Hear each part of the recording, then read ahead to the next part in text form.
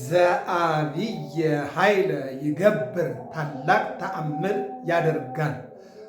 በስመ አብ ወወልድ ወመንፈስ ቅዱስ አሐዱ አምላክ አሜን። በዓለም ላይ የምትኖሩ ኦርቶዶክሳውያን እግዚአብሔር ልጆች ሰላም እግዚአብሔር ይብዛላችሁ። ክርስቶስ ተንሥአ እሙታን በአብይ ኃይል ወሥልጣን አሰሮ ለሰይጣን አግዓዞ ለአዳም ሰላም እምይእዜሰ ኮነ ፍስሐ ወሰላም።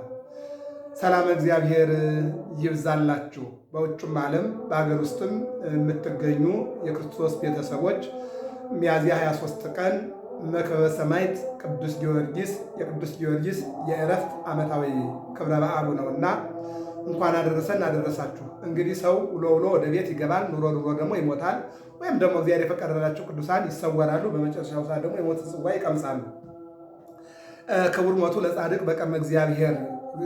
የጻድቅ ሞት የእውነተኛ ሰው ሞት በእግዚአብሔር ዘንድ የከበረ ነው ይላል። እውነተኛ ሰው ሞቱ እረፍቱ ነው። እረፍቱ ደግሞ በእግዚአብሔር ዘንድ የከበረ ነው ይላል። በእግዚአብሔር ዘንድ የከበረ ነው ይላል።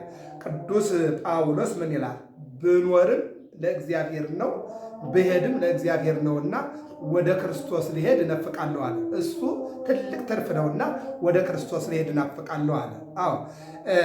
ቅዱስ ዳዊት ደግሞ ምንድነው የሚለን? ከመ ያፈቅር ኃየል ሀበ አንክዕተ ማያት ከማሁ ታፈቅር ነፍሴ ሀበ እግዚአብሔር። እነሆ ዋልያ ወደ ምንጩ እንደሚናፍቅ እኔ ደግሞ ወደ እግዚአብሔር ነፍሴ እግዚአብሔርን ትናፍቃለች አለ። ሰማዕታት፣ ጻድቃን፣ ደናግል፣ መነኮሳት እነዚህ ሁሉ የሚታገሉት ማንን እየናፈቁ ነው? እግዚአብሔርን እየናፈቁ ነው። እግዚአብሔርን እየናፈቁ ነው። ምክንያቱም አዳም መሬት አንቱ ትገብ ውስተ መሬት፣ አዳም ወይ አፈር ነህና ወደ አፈርነት ትመለሳለህ። የተቀመጠ ነገር ነው። ሰው እግዚአብሔር አላመጣውም፣ ሰው ነው ያመጣው፣ አዳም ነው ያመጣው። በአዳም ምክንያት ሞት ስለመጣ እነሆ የሰው ልጆች ያንን ይቀበሉ ዘንድ ግድ ነው።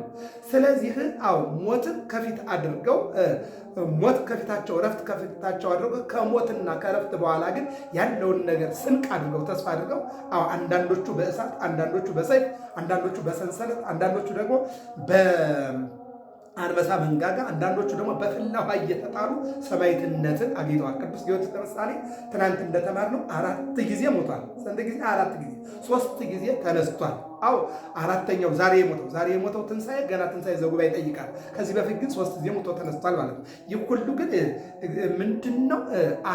አልዓዛር ተንሥእ ዘይቤሎ፣ አልዓዛርን በአራተኛው ቀን ተነስ ያለው አምላክ ቅዱስ ጊዮርጊስንም እንደዚሁ በዲያብሎስ ፊት የጊዮርጊስ አምላክ የሞተውን ማንሳት እንደሚችል የሞተውን አንስቶ መገልገልና መመስገን እንደሚችል ያሳየበት ታሪክ ነው ማለት ነው።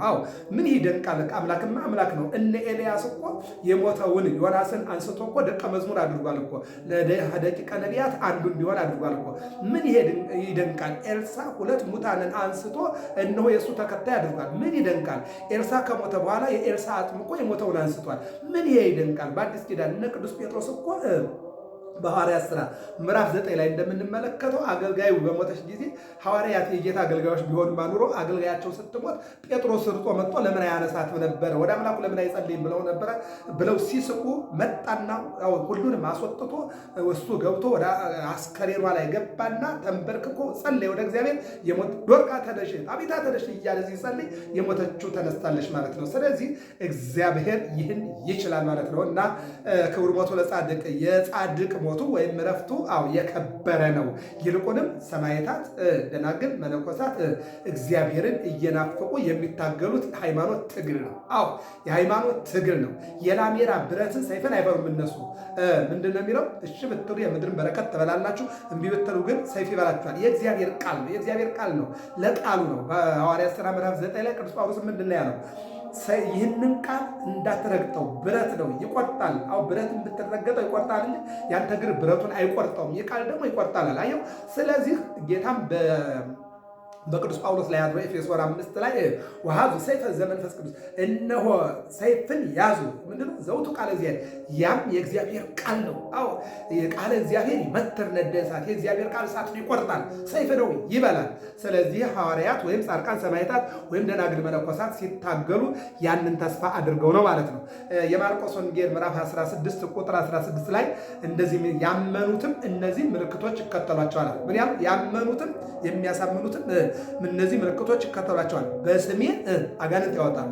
አዎ ቅዱስ ጊዮርጊስ የመበለቷን ልጅ አጋንንት አወጣ። በስሜ አጋንንት ያወጣሉ። እንደገና ደግሞ በአዲስ ቋንቋም ይናገራሉ። እውነት ነው፣ ሐዋርያት በአዲስ ቋንቋ ተናግረዋል። ይቀጥልና ምን ይላል? እባቦቹን ይይዛሉ። አዎ ቅዱስ ጊዮርጊስ ዘንዶውን ያዘው፣ ለቀም አደረገው። ቢሉታይትን ከሞት ከዘንዶ ምግብ አድኖ በገመድ አንገቱን አስሮ ወጥቸዋል። እባቦችን ይይዛሉ ማለት ይሄ ነው። ስለዚህ እባቦችን ይይዛሉ። የሚገርም ነገር ቢጠጡ አይጎዳቸውም። ዱዲያኖስ እነሆ ያላጠጣው መርዝ የለም። ነገር ግን ቅዱስ ጊዮርጊስ በሰይፍም ቆረጠው ተነሳ፣ በመርዝም አጠጣው ተነሳ። መርዝም የሚገል ነገር ቢጠጡም አይጎዳቸውም። እጃቸውን በድውዮች ላይ ይጭናሉ፣ እነርሱም ይድናሉ። ቅዱስ ጊዮርጊስ በመበለቷ ልጅ ላይ እጁን ጫነ። የመበለቷ ልጅ ምን ሆነ? ብድግ አለ። ይህ ነው ቅዱስ ጊዮርጊስ ማለት። 7 ዓመት ተጋድሎ 7 ነገሥታትን አሸንፎ ለ7 ዓመት ተጋድሎ 7 አክሊላትን ያገኘ ነው ቅዱስ ጊዮርጊስ ማለት። ክብርና ምስጋና ለእግዚአብሔር ነው። ዝንቱ ሰብእሲ መስተጋድል፣ ይህ ሰው ተጋዳይ ነው፣ የተጋደለ ነው። አዎ ከማን? ከአጋንንት ጋር። አዎ የኛ ተጋድሏችን ከሰው ጋር አይደለም፣ ከመናፍስት ጋር ነው እንደተባለው ከአጋንንት ጋር በዱዲያኖስ ጀርባ ከመጣው አጋንንት ጋር የተጋደለ ዝንቱ ሰብእሲ መስተጋድል ኮከበ ክብር ይለዋል። አዎ የስሙ ጊዮርጊስ ማለት ኮከብ ማለት ነው። የክብር ኮከብ ዘአብይ ኃይል ይገብር። ይህን እዚህ ላይ ነው መነሳችን።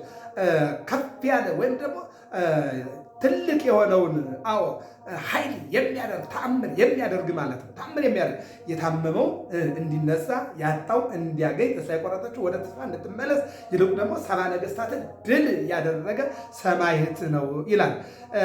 ተውበ ሎቱ ስልጣነ፣ አዎ እነሆ ከፍ ያለ ስልጣን ኃይልን ያደርግ ዘንድ ስልጣን ከዚያ ተሰጠው። ከፍ ያለ ኃይል ያደርግ ዘንድ ስልጣን ተሰጠው ይላል። አዎ ወደ እግዚአብሔር ለምኖ አዎ ሙት እንዲያነሳ፣ ዕውራን እንዲያበራ፣ ለምጻምን እንዲያነሳ፣ ይልቁንም ነገሥታትን እንዲያሸንፍ እነሆ ኃይል ተሰጠው። ተውበ ሎቱ ስልጣን ይላል። ይቀጥልና ረገጸ ምድረ፣ አዎ በምድር እየተመላለሰ አስተማረ። ረገጸ ምድረ አንሥአ ሙታነ፣ ሙታንን አነሳ። ወሐውር ማይ ውስጥ ኃይል፣ ከኃይል ወደ ኃይል እየተረማመደ ሙታንን አነሳ፣ ለምጻምን አነሳ፣ ዕውራንን አበራ ይልና ጊዮርጊስ ኃያል መስተጋድል። ጊዮርጊስ አዎ ኃያል ነው። ጊዮርጊስ እየተጋደለ ነው፣ በተጋድሎ ደግሞ ያተረፈ ነው ብሎ ቅዱስ ያሬድ በድጓው ላይ ስለ ቅዱስ ጊዮርጊስ ይናገርለታል ማለት ነው። ይህንን ይልና ምንድን ነው የሚለው? ጥዑም ነው ቡሬ ነገረ መስቀልከ፣ አዎ ጌታ ሆይ በመስቀል ላይ አዎ ያሳለፍከው ወይም ደግሞ የሆነው ሁሉ ጣፋጭ ነው። ጥዑም ነው ቡሬ ነገረ መስቀል ጸሐፍ ውስተ ልቤ ዕለተ ትንሣኤከ፣ አዎ በመስቀል ላይ ተሰቅለ ሥጋህን ቆርሰ ደምህን አፍስሰህ ያሳየኸውን ፍቅር ጸሐፍ ውስተ ልቤ ዕለተ ትንሣኤ፣ በትንሣኤህ በልብህ ጻፍልኝ እያለ ይህንን ጥሩር አድርጎ ይህንን አዎ እነሆ ሰይፍ አድርጎ ይህንን ይዞ ከዱዲያኖስ ጋር ታገለ። ዱዲያኖስም ደግሞ እነሆ ምን ሆነ? ተሸነፈ። 70 ነገሥታትን አሸንፎ ቅዱስ ያሬድ በድንቁርና ውስጥ 7 ዓመት ተቀምጦ ሳለ ከትሏ ተምሮ ሊቅ እንደሆነ ቅዱስ ጊዮርጊስም እነሆ ከዚያ በመበለቷ ልጅ ላይ እግዚአብሔር የሰጠውን ስልጣን አየና በዚያ ስልጣን ተነስቶ 70 ነገሥታትን አሸንፎ በ7 ዓመት ተጋድሎ ለ7 አክሊል እንዲበቃ አድርጎታል እግዚአብሔር ማለት ነው። ፈወሰ ድውያንን እንዲፈውስ አድርጎታል።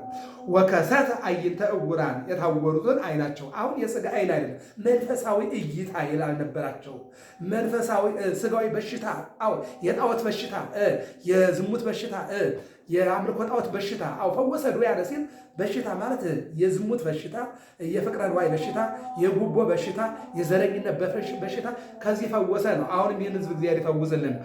ወከሰተ አዕይንተ ዕውራን፣ አይነ ስውር ማለት የሥጋ አይን ብቻ የለም። መንፈሳዊ እይታ ያልነበራቸው መንፈሳዊ እይታ እግዚአብሔርን እንዲያዩ፣ ቃሉን እንዲያዩ፣ ትንሣኤን እንዲያዩ፣ ጥምቀትን እንዲያዩ፣ ክርስትናን እንዲያዩ፣ ቤተክርስቲያንን እንዲያዩ፣ የተወለደውን የሞተውን ጌታ እንዲያዩ፣ የተሰቀለውን ጌታ፣ የተቀበለው የተነሳውን ጌታ እንዲያዩ መንፈሳዊ አይናቸውን እይታቸውን ገለጠላቸው ማለት ነው። ይህን ነው የሚነግረን። ይህን ካለ በኋላ ፈወሰ ዱያነ ወከሰተ አዕይንተ ዕውራን ወኩሎ ፈጽሞ አይረፈ ጊዮርጊስ ሰማዕት። ይህን ሁሉ አጠናቆ ቅዱስ ጊዮርጊስ አረፈ ይላል። የእኛንም ሕይወት በንስሐ ተመልሶ አሟሟታችን እንዲያሳምርልን የአምላካችን የእግዚአብሔር መልካም ፈቃድ ይሆንልን። 7 ዓመት ዘኮነን ወደ ቅዱስ ጊዮርጊስ ይመሰሎ ከመ አሐቲ ዕለት ብእሲ ቅዱስ ለእግዚአብሔር 7 ዓመት ተጋደለ። 7 ዓመት ሲጋደል ግን የ7 ዓመት ተጋድሎ እንደ አንድ ቀን አልመሰለውም ይላል። የ7 ዓመት ተጋድሎ የ7 ዓመት ተጋድሎ እንደ አንድ ቀን አልመሰለውም። እኛ እኮ አንድ ቀን ቁመን ለማስቀደስ ይከብደናል። ሌሊት ማይደስ ቁመን አድረን ጠዋት ደግሞ አውደ ምሕረት ላይ ይከብደናል። እሱ ግን 7 ዓመት ተጋድሎ ለአንድ ቀን አልመሰለውም። ለ7 ዓመት ተጋድሎ 7 አክሊላት ወረዱለት ይለናል። ሁለት ነገር እንናገርና እንጨርስ። ምን ይለናል? ተስካሮ ንግበር ለብፁዕ ወለቅዱስ ጊዮርጊስ፣ የቅዱስ ጊዮርጊስን መታሰቢያ በዓሉን እናድርግ። መቼ? ኅዳር 7 ቀን። መቼ? ጥር 18 ቀን። መቼ? ሚያዝያ 23 ቀን። እነዚህ ታላላቅ በዓሎቹ ናቸው። ኅዳር 7 ቀን የመበለቷን ምሰሶ ያለመለመበት ልጇን ደግሞ ከሕመም ነፃ ያወጣበት ችግሯን የፈታበት ነው። ጥር 18 ቀን በኤድራስ ተራራ ተዘርቶ እንደገና ሕያው ሆኖ ከሞተ በኋላ የተነሳበት ነው። ሚያዝያ 23 ቀን ደግሞ ሁሉን ነገር አጠናቆ ቅዱስ ጳውሎስ ሩጫዬን ጨርሻለሁ፣ ሃይማኖቴን ጠብቄያለሁ፣ ተጋድሎዬን ፈጽሜያለሁ፣ የክብር አክሊል ይገባኛል እንዳለው ይህን ያጠናቀቅበት ነውና ሚያዝያ 23 ቀንም ይህንን በዚህ አይነት መልኩ አክብሩ። ንግበር ተስካሮ ለብፁዕ ወለቅዱስ ጊዮርጊስ፣ ለብፁዕ እውነተኛ ለሆነው ለቅዱስ ጊዮርጊስ መታሰቢያውን እናድርግ ይልና ምንድን ነው የሚለው? ለብፁዕ ወለቅዱስ ጊዮርጊስ ንግበር ተስካሮ፣ ለጊዮርጊስ ንግበር ተስካሮ፣ የቅዱስ ጊዮርጊስን መታሰቢያ በዓሉን እናድርግ ነው።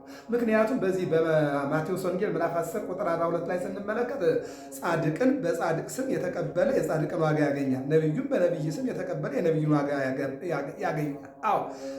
እኔን የተቀበለ የላከኝን ተቀበለ ነው የሚለው እና ስለዚህ የቅዱስ ጊዮርጊስን በዓል ያከበረ ክርስቶስን አከበረ፣ የቅዱስ ጊዮርጊስን መታሰቢያ ያደረገ የክርስቶስን መታሰቢያ አደረገ ማለት ነው እና ይህንን አድርጉ ነው የሚለው። ሲጨርስ ወይቤሎ ለፈርዖን፣ ፈርዖን ምንድን ነው የሚለው? ሰላሙን ሰአለነ ጊዮርጊስ ወይ ለምንልን፣ ሰአለነ ጊዮርጊስ አበ እግዚአብሔር፣ ወደ ጊዮርጊስ ወይ ቅዱስ ጊዮርጊስ ወደ እግዚአብሔር ለምንልን። ወጸልይ በእንቲአነ፣ ወደ ስለኛ ጸልይ። አረድዎ ገመድዎ፣ አረዱት ገመዱት። ወዘወረው ስጋው ከመሐመድ፣ እንዳመድ ወይም እንደ ዘር ስጋውን ዘሩ። ረገጸ ምድርን ረገጠ። አንሥአ ሙታነ፣ ሙታን አነሳ። ቅዱስ ጊዮርጊስ እነሆ በሰላም አይረፈ፣ በክብር በሰላም ቅዱስ ጊዮርጊስ አረፈ። ሚያዝያ 23 ቀን ቅዱስ ጊዮርጊስ ያረፈበትና 7 አክሊል ያገኘበት ቀን ነውና የቅዱስ ጊዮርጊስ በረከቱ፣ የእግዚአብሔር ቸርነት፣ የቅዱስ ጊዮርጊስ ተራዳይነት፣ የቅዱሳን መላእክት የእመቤታችን አማላጅነት በሕይወታችን አይለየን። አሁን ከዚህ በኋላ በደብረ ባቤ ቅዱስ ያሬድ አዲስ አበባ ማለት ነው ብቸኛው ደብር የቅዱስ ጊዮርጊስ ጽላት ከቅዱስ ያሬድ ጋር ወጥቶ ይባርከናል። እንባረካለን፣ እንዘምራለን፣ እንማማራለን። በገብረ መስቀል ሚዲያ ተከታተሉ። ሰላም ዜር ከሁላችን ጋር ይሁን።